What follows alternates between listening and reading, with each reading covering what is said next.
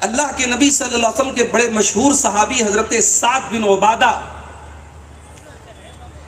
وہ کہتے ہیں کہ لو انی رأیت رجلا مع امرأتی لضربته بالسیف غیر مسفک، اگر میں اپنی بیوی کے ساتھ کسی غیر مرد کو دیکھ لوں گا تو میں اس کو تلوار سے ختم کر دوں گا اور میں اس کے ساتھ کوئی رعایت نہیں کروں گا، میں فوراً اس کو مار ڈالوں گا۔ اب ظاہر ہے کہ حضرت سعد کا یہ جملہ ان کی غیرت کو ظاہر کر رہا تھا۔ میاں بیوی کے اندر ایک دوسرے کی جو غیرت ہوتی ہے، اس غیرت کی وجہ سے حضرت سعد نے یہ جملہ کہا کہ اگر میں نے اپنی بیوی کے ساتھ کسی غیر مرد کو دیکھ لیا تو میں چھوڑوں گا نہیں اس کو۔ تو صحابہ کو حضرت سعد کا یہ جملہ بڑا بھاری گزرا۔ اللہ کے پیارے نبی صلی اللہ علیہ وسلم نے اپنے صحابہ سے کہا اتعجبون من غیرت سعد، کیا تمہیں سعد بن عبادہ کی غیرت پر بہت تعجب ہو رہا ہے؟ واللہ انا اغیر منہ، اللہ کی قسم ان سے بھی زیادہ غیرت والا میں ہوں۔ واللہ اغیر منی، اور میرا رب اللہ مجھ سے بھی زیادہ غیرت والا ہے۔ وَمِنْ أَجْلِ ذَلِكَ حَرَّمَ الْفَوَاحِشَ مَا ظَهَرَ مِنْهَا وَمَا بَطَنَ، اور اللہ تبارک و تعالیٰ نے جتنی فواحش اور جتنے گندے کام اور جتنے بدکاری کے کام جن کو اللہ نے حرام قرار دیا ہے، اسی لیے کہ اللہ بہت غیرت والا ہے، اور اللہ کی غیرت کا یہ تقاضا ہے کہ اس کی زمین پر، اس کی دھرتی پر کوئی فحش کام نہ ہو، کوئی بیہودہ کام نہ ہو، کوئی ولگر کام نہ ہو، اسی لیے اللہ نے ہر قسم کے فواحش کو حرام قرار دیا ہے۔ تو سب سے زیادہ غیرت والا اللہ ہے، اور اللہ کی غیرت جانتے ہو؟ اللہ کی غیرت کا یہ عالم ہے کہ ایک انسان شرک کرتا ہے، ظاہر عبادت اللہ کا حق ہے، سجدہ اللہ کا حق ہے، دعا مانگنا اللہ کا حق ہے، پیشانی جھکانا اللہ کا حق ہے، یہ حق جب بندے نے کسی اور کو دیا، اللہ کی غیرت کو جوش آیا، اور اللہ کی غیرت کو جب جوش آیا تو اللہ نے کیا اعلان کیا؟ ان اللہ لا یغفر ان یشرک بہ ویغفر ما دون ذلک لمن یشاء، میرے بندوں میں شرک کو معاف نہیں کروں گا۔ یہ اللہ کی غیرت ہے، اللہ تمام گناہوں کو معاف کر سکتا ہے، اللہ کی عفو، اللہ کی مغفرت کا پروانہ ہر گنہگار کو مل سکتا ہے، مگر مشرک جو شرک پر دنیا سے جائے، اللہ اعلان کر رہا ہے کہ میں اس کو معاف نہیں کروں۔ ان اللہ لا یغفر ان یشرک بہ۔ ایک انسان دکھاوے کے لیے کوئی عمل کرتا ہے، نماز پڑھ رہا ہے لوگوں کو دکھانے کے لیے، روزہ رکھ رہا ہے، صدقہ خیرات کر رہا ہے، کوئی بھی نیک عمل کر رہا ہے لوگوں کو دکھانے کے لیے۔ اب ظاہر ہے عبادت میں اخلاص ہونا چاہیے، نیکی کے معاملے میں اخلاص ہونا چاہیے، آپ کی نیکی خالص اللہ کے لیے ہونی چاہیے۔ جب آپ نے اللہ کے ساتھ کسی اور کو شریک کر لیا، ریاکاری اور دکھاوا آپ کے عمل میں آیا، اللہ کی غیرت کو جوش آیا۔ حدیث قدسی کے الفاظ ہیں، اللہ کے پیارے نبی صلی اللہ علیہ وسلم فرماتے ہیں، اللہ تعالیٰ کہتا ہے انا اغنی الشرکاء عن الشرک، میں تمام شرکاء سے بے نیاز ہوں، جو لوگ میرے ساتھ دوسروں کو شریک کرتے ہیں میں سب سے بے نیاز ہوں۔ اور من عمل عملا اشرک فیہ غیری، جو کوئی ایسا عمل کرتا ہے جس میں کسی غیر کو میرے ساتھ شریک کرتا ہے، ترکتہ وشرکہ، میں اس کے عمل کو بھی چھوڑ دیتا ہوں، اس کے شرک کو بھی چھوڑ دیتا ہوں۔ ریاکار کو اس کے عمل پر اللہ تعالیٰ کوئی ثواب نہیں دے گا۔ تو یہ ہوتی ہے اللہ کی غیرت۔ تو غیرت ایک نیچرل چیز ہے، اور اسلام دین فطرت ہے۔ اسلام نے فطرت کے تمام تقاضوں کی رعایت کی ہے۔ اسلام نے فطرت کی بھی رعایت، غیرت کی بھی رعایت کی ہے۔ اگر بیوی کے اندر شوہر کے تعلق سے غیرت ہے، شوہر کے اندر بیوی کے تعلق سے غیرت ہے، تو اسلام نے اس غیرت کا سپورٹ کیا ہے، اس غیرت کو تسلیم کیا ہے۔ شرط یہ ہے کہ یہ جائز حدود میں رہے۔ مثال کے طور پر ایک انسان کی ایک سے زیادہ بیویاں ہیں، 2 بیویاں ہیں، 3 بیویاں ہیں، اب شریعت کا حکم ہے کہ وہ ان کے درمیان عدل کرے. اب اگر بیوی یہ دیکھ رہی ہے کہ میرا شوہر میرے کسی حق میں حق تلفی کر رہا ہے اور بیوی کے دل میں غیرت پیدا ہو تو اسلام اس غیرت کو تسلیم کرتا ہے.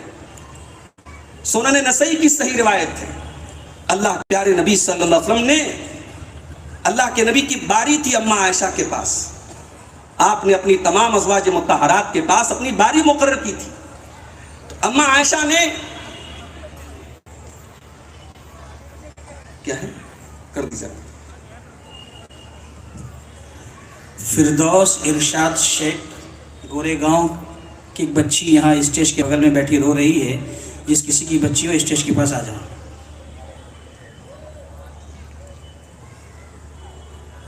تو حضرت عائشہ کے پاس آپ کی باری تھی اور حضرت عائشہ رضی اللہ تعالی عنہا نے اللہ کے نبی صلی اللہ علیہ وسلم کو اپنے یہاں موجود نہیں پایا. تو حضرت عائشہ کو ظاہر غیرت محسوس ہوئی اور ان کو یہ لگا کہ اللہ کے رسول کسی اور بیوی کے یہاں تو نہیں چلے گئے. جب اللہ کے پیارے نبی واپس آئے تو اماں عائشہ رضی اللہ تعالی عنہا نے اللہ کے نبی کے بالوں میں انگلیوں کو پھیرا کہ کہیں آپ غسل کر کے تو نہیں آ رہے ہیں. یعنی یہ حضرت عائشہ کی غیرت تھی.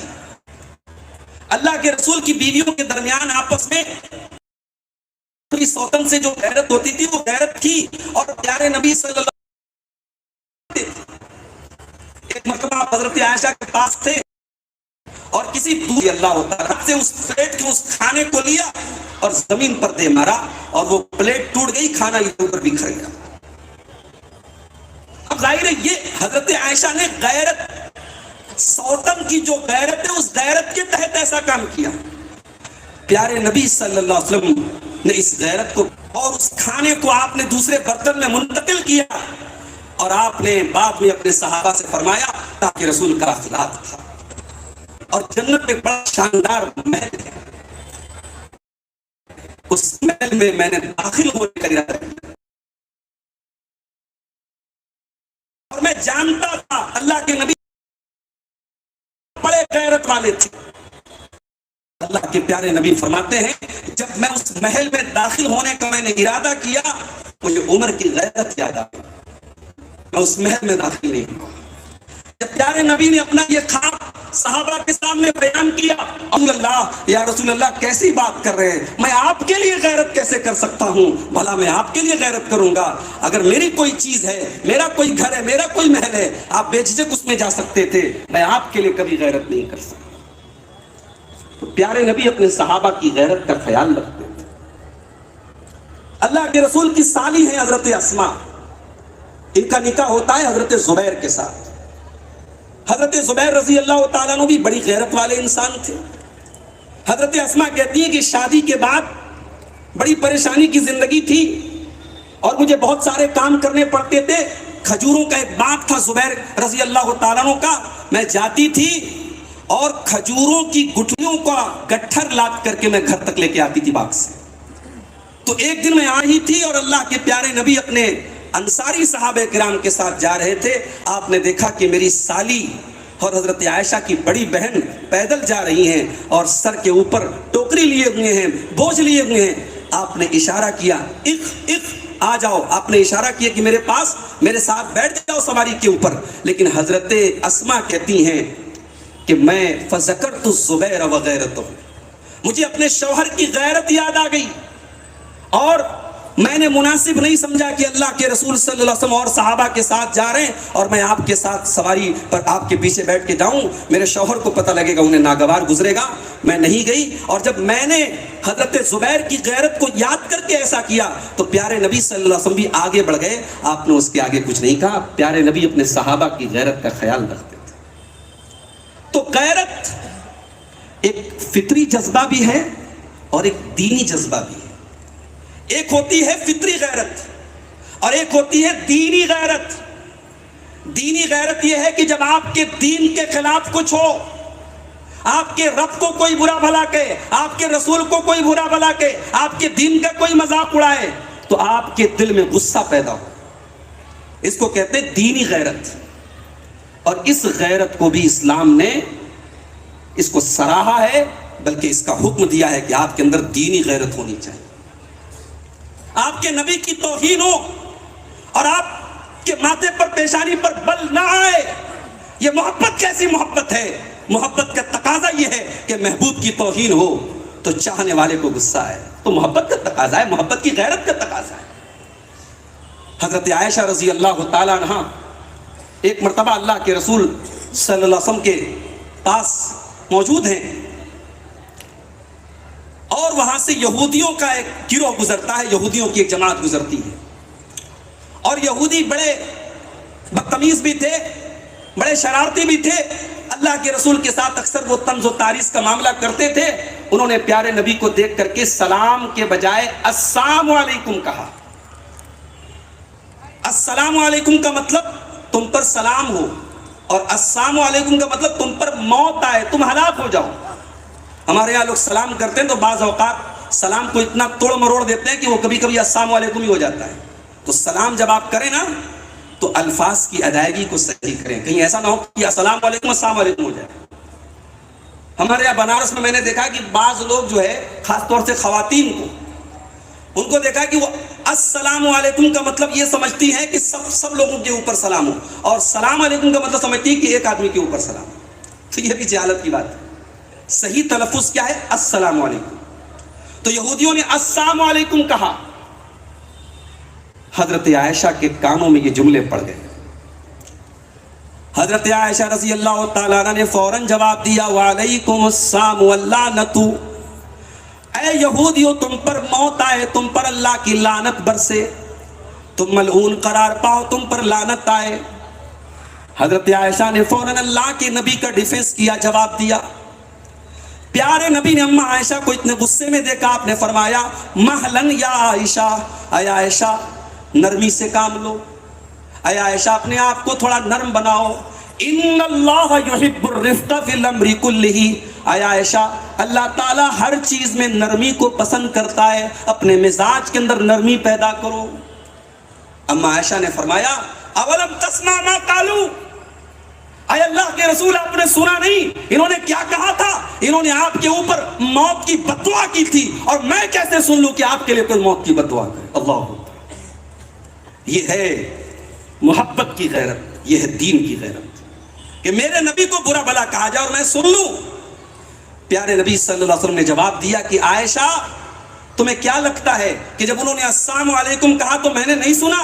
میں نے سنا تھا اور میں نے جواب بھی دے دیا تھا۔ جب انہوں نے کہا السلام علیکم، میں نے کہا وعلیکم، تم پر بھی ہو۔ یہ نبی کا انداز تھا، آپ نے ان کا جواب بھی دے دیا اور زبان کو کسی نامناسب لفظ سے آلودہ بھی ہونے نہیں دیا۔ یہ انداز کسی کا رد کریں آپ، کسی باطل کا جواب بھی دیں آپ، تو آپ کا انداز ایسا ہو پیارے نبی کی تعلیم اور آپ کی اخلاق کا ایک نمونہ یہ بھی ہے کہ آپ نے یہودیوں کا جواب بھی دیا تو وہ لفظ آپ نے منہ سے نہیں نکالا جو ناشائستہ تھا، جو نازیبہ تھا، آپ نے جواب دے دیا اور بڑی شائستگی کے ساتھ جواب دے دیا۔ تو غیرت کی ایک شکل یہ بھی ہے میرے بھائی۔ حضرت خبیب ابن عدی صحابی رسول ہیں، مشرکوں نے پکڑ لیا، گرفتار کر لیا، سولی پہ لٹکانے کی تیاری کر لی۔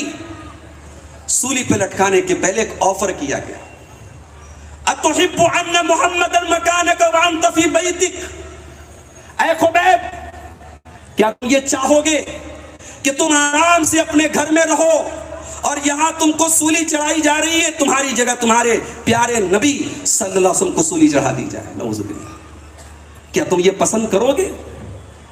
حضرت خبیب ابن عدی نے کیا جواب دیا؟ اللہ اکبر! ایمانی غیرت اس کو کہتے ہیں، دین کی غیرت اس کو کہتے ہیں، رسول کی محبت اس کو کہتے ہیں۔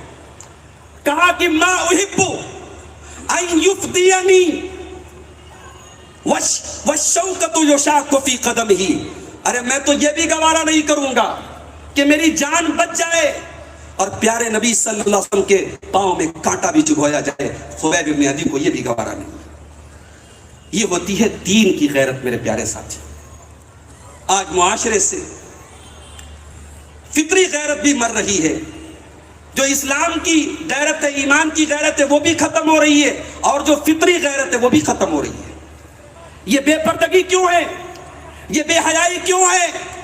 یہ باپ کے سامنے بیٹی بے پردہ نکل رہی ہے، یہ کیوں ہے؟ کیونکہ باپ کی غیرت مر چکی ہے۔ یہ شوہر اپنی بیوی کو سجا سوار کے پبلک پلیس پر اس کے حسن کی نمائش کر رہا ہے، یہ کیوں ہے؟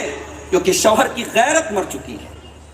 اسلام نے پردے کا جو حکم دیا، یہ پردے کا حکم بھی اصل میں غیرت کا تقاضا ہے۔ اللہ کے نبی صلی اللہ علیہ وسلم کے پاس حضرت عمر فاروق آتے ہیں، بخاری کے الفاظ ہیں، اے اللہ کے رسول یدخل علیک البر والفاجر، اے اللہ کے نبی آپ کے پاس اچھے لوگ بھی آتے ہیں، برے لوگ بھی آتے ہیں، اور آپ کی ازواج مطہرات اور ہماری جو مائیں ہیں وہ پردہ نہیں کرتی ہیں، اے اللہ کے نبی کاش کہ آپ اپنے گھر کی عورتوں کو پردے کا حکم دے دیں۔ حضرت عمر نے یہ جملہ کیوں کہا؟ کیونکہ حضرت عمر کی غیرت یہ قبول نہیں کر رہی تھی کہ نبی کی عورتیں اور نبی کے گھر کی بیویوں پر کسی غیر مرد کی نگاہ پڑے۔ حضرت عمر کی اس غیرت کی تائید میں قرآن کی آیت نازل ہو گئی، یا ایھا النبی قل لازواجک وبناتک ونساء المؤمنین یدنین علیہن من جلابیبہن ذلک ادنی ان یعرفن فلا یؤذین۔ اے نبی اپنی بیٹیوں سے بھی کہہ دیجئے، اپنی بیویوں سے بھی کہہ دیجئے، اور تمام مومنہ عورتوں سے کہہ دیجئے کہ جب وہ گھر سے نکلیں تو اپنے اوپر جلباب ڈال لیں، اپنے اوپر نقاب ڈال لیں، اپنے آپ کو پردے اور حجاب میں رکھیں، تاکہ دنیا سمجھ جائے کہ یہ پردے والی عورت ہے، یہ غیرت والی عورت ہے، یہ مسلمان عورت ہے، اور دنیا کا کوئی مرد، کوئی اوباش، کوئی بدماش ان کو چھیڑنے کی جرات نہ کر سکے۔ ذالک ادنی ان یعرفن فلا یؤذین، یہ پردہ مسلمان عورت کی آئیڈینٹی بن جائے۔ آج پردے کا جنازہ نکل رہا ہے میرے بھائی، آج پردے کو کون کیا کہے؟ پردہ تو بڑی دور کی بات ہے، آج مسلمان عورت ایسے لباس میں نکلتی ہے کہ شرم و حیا کو خود شرم آ جائے، حیا کو خود حیا آ جائے۔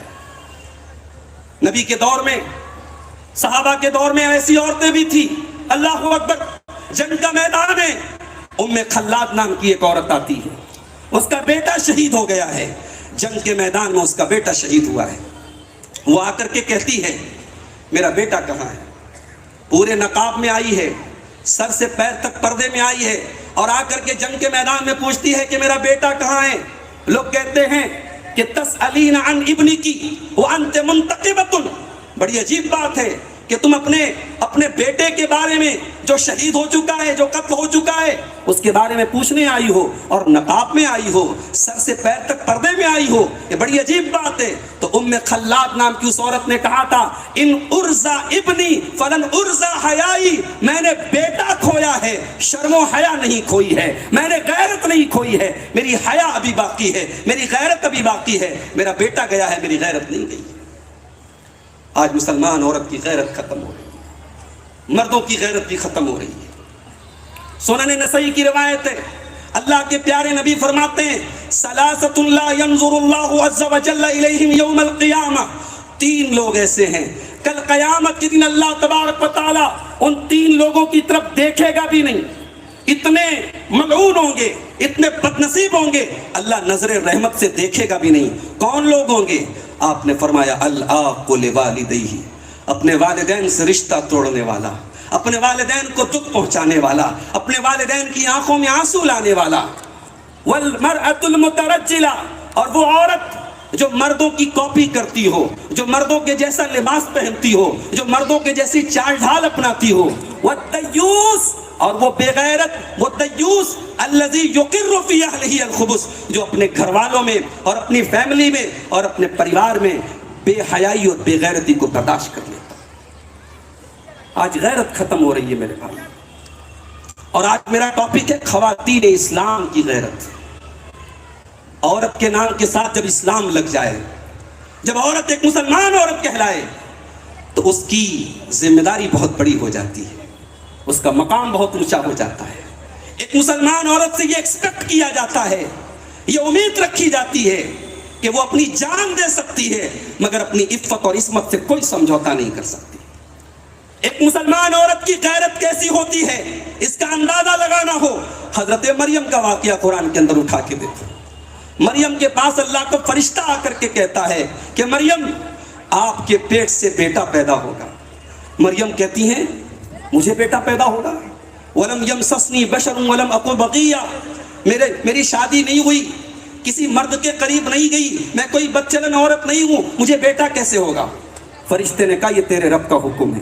قال كذلك قال ربك هو علي حين، تیرے رب کا کہنا ہے کہ ہمارے لیے یہ آسان ہے، ہم تیرے بیٹے کو دنیا کے لیے ایک نشانی بنائیں گے، بغیر باپ کے بیٹا پیدا ہوگا، مریم تیرے پیٹ سے بیٹا پیدا ہوگا۔ اور جب مریم حمل سے ہوتی ہیں اور بچے کی ولادت کا وقت قریب آتا ہے، اللہ اکبر، ایک غیرت والی عورت، ایک شرم و حیا والی عورت، ایک پاک دامن عورت، اس کے دل کی کیفیت کیا ہو سکتی ہے؟ قرآن نے نقشہ کھینچا۔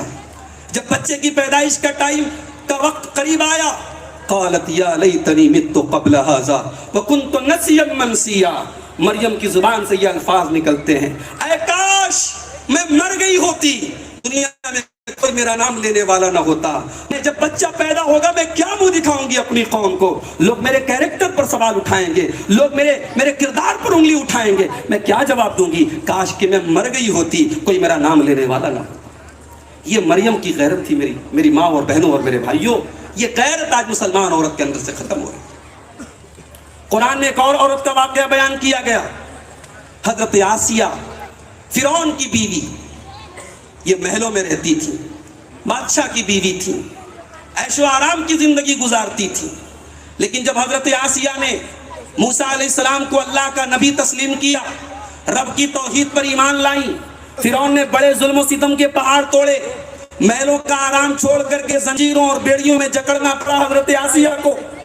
حضرت آسیہ نے اپنے رب کی رضا کے لیے، اپنے رب کی توحید کے لیے اپنے فرعون کے محل کو چھوڑا، اس کے تخت و تاج کو چھوڑا، اس کے عیش و آرام کو چھوڑا، اور اپنی پوری زندگی انہوں نے رب کی توحید کے لیے قربان کر دی، اور اللہ کی بارگاہ میں دعا کرتی ہیں، رب ابن لی عندک بیتا فی الجنہ ونجنی من فرعون وعملہ ونجنی من القوم الظالمین۔ پروردگار تیری توحید کے لیے، تیری رضا کے لیے، اے اللہ میں نے اپنا محل چھوڑا ہے، پروردگار تو بھی جنت میں اپنے پاس مجھے ایک محل عطا فرما، پروردگار مجھے ظالموں سے نجات عطا فرما۔ ایک طرف آسیہ کا یہ کردار دیکھیے، جنہوں نے اپنی توحید اور اپنے ایمان کو بچانے کے لیے محل چھوڑ دیا، اور آج پورے ملک میں ایک ہوا چلی ہے، پورے ملک میں ایک لہر چلی ہے۔ آج کتنی مسلمان لڑکیاں ہیں جو اپنے گھر سے فرار ہو کر کسی عاشق کے ساتھ، اپنے کسی معشوق کے ساتھ نکاح کر رہی ہیں، اور یہ جو معشوق ہوتا ہے، یہ جو ان کا محبوب ہوتا ہے، یہ غیر مسلم بھی ہوتا ہے۔ ابھی ایک دو روز پہلے ایک بڑا وائرل ہو رہا ہے ایک شادی کا کارڈ، آپ کے اسی ممبئی سے بہت قریب ایک جگہ ہے ناگپور، لڑکی کا نام ہے صوفیہ اور لڑکے کا نام ہے بھونیشور۔ لڑکی کا نام صوفیہ، لڑکے کا نام بھونیشور، دونوں کی شادی ہو رہی ہے، اور غیر مسلموں کے طرز سے نکاح ہو رہا ہے، ان کی مذہبی رسومات کے ساتھ نکاح ہو رہا ہے، اور کارڈ سے بظاہر ایسا معلوم ہوتا ہے کہ لڑکی کے والدین بھی اس نکاح میں شامل ہیں۔ کہاں چلی گئی ہماری غیرت؟ کہاں چلی گئی ہماری دینی غیرت؟ ایک مسلمان عورت وہ ہوتی ہے جو اپنے دین اور اپنے ایمان کو بچانے کے لیے اپنی جان قربان کر دیتی ہے، اور آج محبت اور عشق کے ناٹک پر، محبت اور عشق کے جھانسے میں آ کر ایک مسلمان لڑکی اپنے دین اور ایمان کا سودا کر لے، اس سے بڑی شرم کی بات کیا ہو سکتی ہے؟ میرے نوجوان بھائیوں، میرے بزرگوں، میری ماں اور بہنوں، یہ پوری قوم کے لیے یہ لمحہ فکریہ ہے، پوری قوم کے لیے ڈوب مرنے کا مقام ہے کہ اپنی بیٹیوں کو ہم اس لائق نہیں بنا سکے، اپنی بیٹیوں کو ہم اس لائق نہیں بنا سکے کہ وہ اپنے دین اور ایمان کی غیرت کو سمجھتی۔ ایمان کوئی ایسی چیز ہے کہ عشق اور محبت کے نام پر ایمان کا سودا کر لیا جائے؟ ارے ایمان تو وہ چیز ہے، ایمان تو وہ چیز ہے کہ سمیہ رضی اللہ تعالیٰ عنہ شوہر کے سامنے، جوان بیٹے کے سامنے بے لباس کر دی جاتی ہیں، ننگا کر دیا جاتا ہے۔ رب کی توحید کے لیے اللہ کی اس بندی نے اپنے جوان بیٹے کے سامنے بے لباس ہو جانے کی تکلیف کو گوارا کر لیا، اپنی جان کو دینا گوارا کر لیا، مگر اپنے ایمان سے ہاتھ دھونا گوارا نہیں کیا۔ ایمان کی غیرت تو اس کو کہتے ہیں میرے بھائی۔ آج ایمانی غیرت ختم ہو رہی ہے، اور اس کی بہت بڑی وجہ یہ ہے کہ ہم نے اپنی بیٹیوں کو، اپنی خواتین کو اسلامی تعلیم کے نام پر ہم نے کچھ نہیں دیا۔ ہم نے اپنی لڑکیوں کو، اپنی بیٹیوں کو اعلیٰ تعلیم تو دلوائی، مگر دینی تعلیم کے نام پر ہم نے کسی حافظ صاحب سے، کسی مولوی صاحب سے ناظرہ قرآن پڑھوا دیا۔ معاف کیجئے گا، آپ کی بیٹی نے ناظرہ قرآن پڑھ لیا، رٹو طوطے کی طرح اس نے عربی زبان میں وہ آیتیں پڑھ لی، مگر اس نے دینی تعلیم حاصل نہیں کی۔ اس نے قرآن میں پردے کی آیتوں تو پڑھی، مگر پردے کی آیتوں کا کیا مفہوم ہے، پردے کا حکم کیوں دیا گیا؟ قرآن تو یہاں تک کہتا ہے وَلَا يُبْدِينَ زِينَتَهُنَّ وَلَا يُبْدِينَ زِينَتَهُنَّ إِلَّا مَا ظَهَرَ مِنْهَا۔ اے مسلمان عورتوں، تمہارے بدن کی زینت، تمہارے جسم کی خوبصورتی کسی غیر کے سامنے تمہیں ظاہر نہیں کرنا ہے۔ وَلْيَضْرِبْنَ بِخُمُرِهِنَّ عَلَى جُيُوبِهِنَّ۔ اے مسلمان عورتوں، تمہیں اپنے دوپٹوں کو اپنے محرم رشتہ داروں کے سامنے، اپنے گھر میں اپنے باپ، اپنے بھائی، اپنے بیٹوں کے سامنے بھی اپنے دوپٹے کو اپنے گریبان پہ رکھنا ہے۔ یہ رب کا قرآن کہہ رہا ہے۔ عورت کو دوپٹہ رکھنے کا طریقہ قرآن میں بتایا جا رہا ہے۔ ہم نے اپنی بیٹیوں کو یہ چیزیں بتائی نہیں میرے بھائی۔ قرآن نے یہاں تک کہا فَلَا تَخْضَعْنَ بِالْقَوْلِ فَيَطْمَعَ الَّذِي فِي قَلْبِهِ مَرَضٌ وَقُلْنَ قَوْلًا مَّعْرُوفًا۔ اے مسلمان عورتوں، اگر کبھی کسی غیر مرد سے تمہیں بات کرنے کی نوبت آ جائے، ضرورت آ جائے، تو تمہارے بات کرنے کا لہجہ کیسا ہو، تمہاری گفتگو کا انداز کیسا ہو۔ تمہارے انداز میں اپیل نہیں ہونی چاہیے، تمہارے انداز گفتگو میں مٹھاس اور چاشنی نہیں ہونی چاہیے۔ تمہیں کڑک انداز میں بات کرنا ہے، تمہیں سخت لہجے میں بات کرنا ہے، تاکہ کسی کے دل میں اگر کھوٹ ہے اور کسی کے دل میں امیدوں کا پودا لے رہا ہے تو وہ پودے مرجھا جائیں اور اس کی امیدوں کو گرہن لگ جائے، اس کی امیدیں ٹوٹ جائیں۔ تمہارا سخت لہجہ بتا دے کہ یہاں اس کی دال گلنے والی نہیں ہے۔ قرآن ایک مسلمان عورت کو غیر مردوں سے اگر بات کرنے کی ضرورت پڑ جائے تو اس کا طریقہ بھی قرآن بتا رہا ہے۔ میری ماں اور بہنوں، معاف کیجئے گا، آج آپ اپنی غیرت کو بھول گئی۔ آج ہماری عورتوں نے وہ جو ایک مسلمان عورت کی شرم و حیا ہوتی ہے، اس کی جو غیرت ہوتی ہے، اس کو ہم نے فراموش کر دیا۔ پیارے نبی کا دور ہے، مسجد کے اندر عورتیں بھی آتی ہیں۔ اللہ کے پیارے نبی نے نماز کے بعد دیکھا مرد حضرات مسجد سے نکل رہے ہیں، عورتیں بھی نکل رہی ہیں، مردوں کے شانہ بشانہ، مردوں سے قدم ملا کر عورتیں چل رہی ہیں۔ پیارے نبی کے چہرے پر غصے کے اثرات آ گئے۔ آپ نے بڑے غصے میں فرمایا استاخرنا، اے عورتوں کنارے چلو، مردوں سے سٹ کے نہ چلو، مردوں سے شانہ بشانہ نہ چلو، مردوں کے بازو میں نہ چلو، کنارے سے چلو۔ فَإِنَّ لَيْسَ لَكُنَّ أَن تَحْقُقْنَ الطَّرِيقَ، بیچ راستے سے چلنا تمہارا کام نہیں ہے۔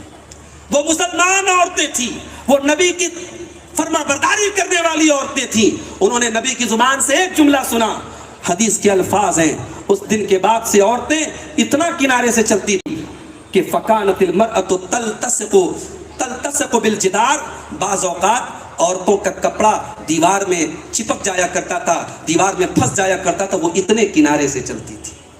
یہ ان کی شرم و حیا تھی، یہ ان کی غیرت تھی۔ میری پیاری ماں اور بہنوں، آج ہماری بہنوں کے اندر سے وہ غیرت نکل رہی ہے۔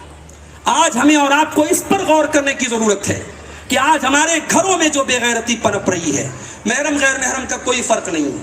ہماری جوان بیٹی خالہ کے لڑکے کے ساتھ فرینک ہو کے بات کر رہی ہے، ہماری جوان بیٹی چچا کے لڑکے کے ساتھ فرینک ہو کے بات کر رہی ہے۔ چچا کا لڑکا، خالہ کا بیٹا، ماموں کا بیٹا، یہ آپ کی بیٹی کے لیے محرم نہیں ہے، یاد رکھیے آپ، یہ محرم نہیں ہے، یہ غیر محرم ہے۔ اور غیر محرم سے جوان عورت کو پردہ کرنے کا حکم ہے۔ پیارے نبی اس معاملے میں اتنے سینسیٹیو تھے، اتنے حساس تھے،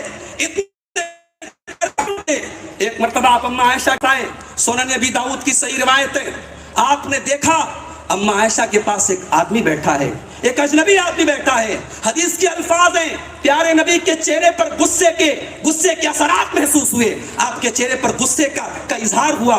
اماں عائشہ نے فوراً کہا اے اللہ کے نبی ان ھذا اخی من الرضاعہ، یہ میرا رضائی بھائی ہے، جس عورت کا دودھ میں نے پیا ہے اسی کا اس نے بھی دودھ پیا ہے، یہ میرا رضائی بھائی ہے، یہ کوئی اجنبی آدمی نہیں ہے۔ یہ جملہ سنا تو پیارے نبی کا غصہ ختم ہوا۔ یہ غیرت تھی میرے بھائی، آج وہ غیرت ہمارے گھروں سے نکل گئی۔ آج محرم غیر محرم کا کوئی فرق نہیں ہے۔ اور جب سے سوشل میڈیا کا دور آیا، انٹرنیٹ کا دور آیا، ہر انسان کو پرائیویسی مل گئی۔ آپ کس سے چیٹنگ کر رہے ہیں، کس سے بات کر رہے ہیں، آپ جانتے ہیں، آپ کا موبائل جانتا ہے، آپ کا رب جانتا ہے۔ یاد رکھو میری ماں اور بہنوں، فیس بک پر کوئی لاکھ آپ کو اپنی دینی بہن کہے، دینی بہن کہنے سے وہ آپ کا بھائی نہیں ہو جائے گا۔ میرے نوجوان ساتھیوں کان کھول کے سن لو، فیس بک پر کسی کو بہن بنا لینے سے، واٹس ایپ پر کسی کو بہن بنا لینے سے وہ آپ کی بہن نہیں ہو جاتی۔ اس کے ساتھ جو ایک غیر محرم کے ساتھ جو معاملہ ہے اسلام کا، وہ فیس بک والی بہن کے ساتھ بھی اپلائی ہوگا، وہ سوشل میڈیا کی بہن کے ساتھ بھی اپلائی ہوگا۔ ارے اس امت کی مائیں تھی اللہ کے نبی کی بیویاں، ان کو ماں کا درجہ دیا گیا، مگر صحابہ کو تب بھی حکم دیا گیا کہ اگر تمہیں اپنے نبی کی بیویوں سے کوئی سامان طلب کرنا ہے فَاسْأَلُوهُنَّ مِنْ وَرَاءِ حجاب، تم پردے کی آڑ سے ان سے سوال کرو، پردے کی آڑ سے سوال کرو، ڈائریکٹ ان کا سامنا مت کرو۔ کیوں؟ اللہ نے فرمایا ذَلِكُمْ أَطْهَرُ لِقُلُوبِكُمْ وَقُلُوبِهِمْ، اسی میں تمہارے بھی دل کی پاکی ہے، اسی میں ان کے بھی دل کی پاکی ہے۔ آج بعض لوگ پردے کا جب نام آتا ہے کہتے ہیں یہ پردہ وردہ کوئی چیز نہیں ہے، دل صاف ہونا چاہیے۔ یہ دنیا کا سب سے بڑا جھوٹ ہے، یہ دنیا کا سب سے بڑا جھوٹ ہے کہ دل صاف ہونا چاہیے۔ دل کیا آپ کے دل صحابہ کے دل سے بھی زیادہ پاک اور صاف ہیں؟ کہ ہاں آپ کی عورتوں کے دل نبی کی عورتوں سے بھی زیادہ پاک اور صاف ہیں؟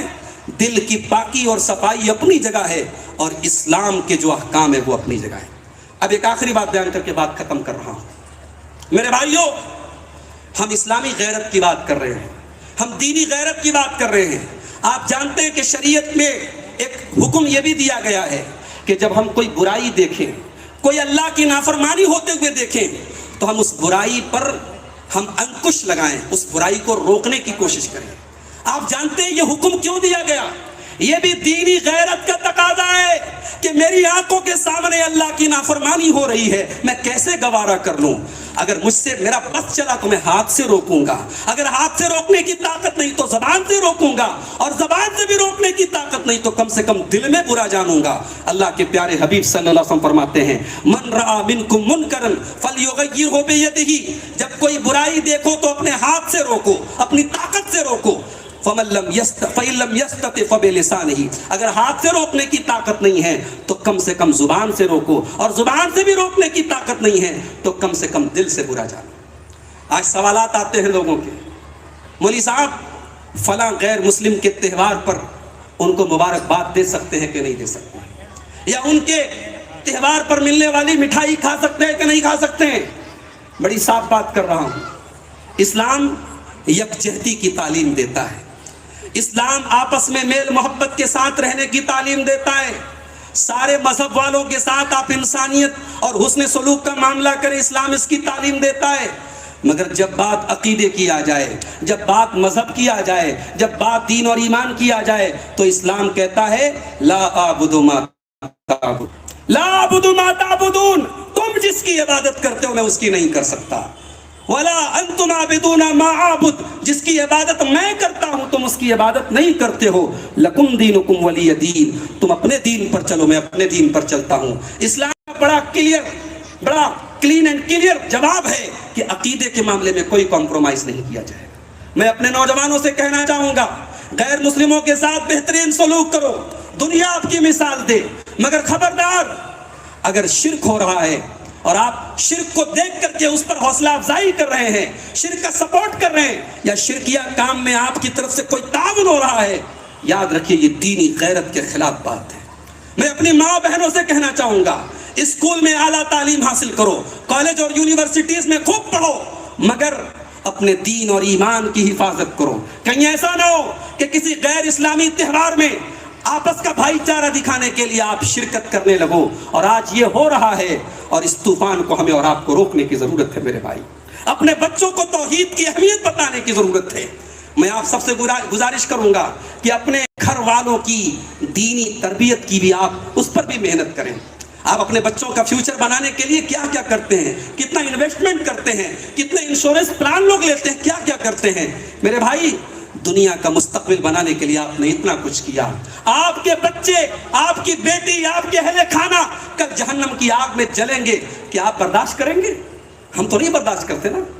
ارے باپ کے سامنے اس کی بچی، اس کا بچہ، اس کی انگلی کٹ جائے تو باپ دہل اٹھتا ہے، ماں کی آنکھوں سے آنسو آ جاتے ہیں، بچے کی انگلی آگ میں جل جائے ماں رونے لگتی ہے۔ میرا رب قرآن میں کہتا ہے یا ایھا الذین آمنوا قوا انفسکم واہلیکم نارا، اے ایمان والو اپنے آپ کو اور اپنے پریوار کو، اپنی فیملی کو جہنم کی آگ سے بچاؤ۔ میرے بھائی، اگر آپ اپنی فیملی سے پیار کرتے ہیں، اپنے بچوں سے پیار کرتے ہیں، ان کے کیریئر سے زیادہ، ان کی تعلیم سے زیادہ آپ ان کی آخرت کی فکر کریں، ان کے عقیدے کی فکر کریں، ان کے ایمان کی فکر کریں۔ ابراہیم علیہ